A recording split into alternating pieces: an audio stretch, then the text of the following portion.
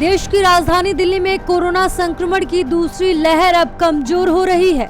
रविवार को स्वास्थ्य विभाग की ओर से जारी किए गए आंकड़े बताते हैं कि दिल्ली में पिछले 24 घंटे के दौरान कोरोना संक्रमण के महज 89 केस सामने आए। इस दौरान 285 मरीज कोरोना संक्रमण से ठीक हुए और स्वस्थ होकर अपने घर लौटे।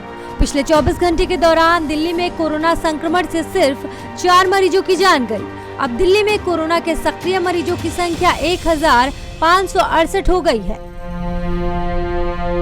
केंद्र सरकार के कोविड-19 वर्किंग ग्रुप के प्रमुख एनके अरोड़ा ने कहा कि देश में कोरोना की तीसरी लहर दिसंबर तक टल सकती है। डॉक्टर अरोड़ा की माने तो ICMR की स्टडी से पता चला है कि तीसरी लहर देश में देरी से आएगी। उन्होंने ये भी कहा कि ऐसा होने पर देश को टीकाकरण का समय मिल जाएगा।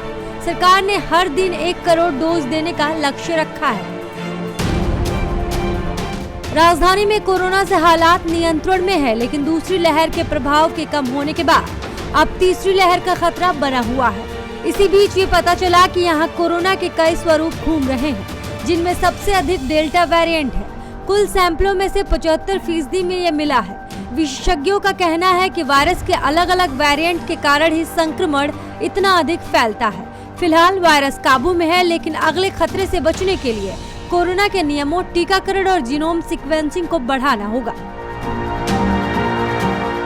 दूसरी लहर के दौरान कोरोना संक्रमण से देश में होने वाली मौतों का ग्राफ लगातार नीचे गिर रहा है। रविवार को खत्म हुए सप्ताह में कोरोना से होने वाली मौतों में 38% की गिरावट देखी गई। इसी हफ्ते करीब 61 दिनों बाद रोजाना होने वाली मौतों का 7 डेज रोलिंग एवरेज गिरकर 1000 से नीचे आ गया। रविवार को देश में कोरोना संक्रमण से 689 लोगों की मौत हुई, जो करीब 81 दिनों में सबसे कम है। इससे पहले 7 अप्रैल को 685 मौतें दर्ज की गई थी। कोरोना टीकों के संकट के बीच देसी वैक्सीन कंपनी जायडस कैडिला से जुड़ी बड़ी खबर आई है।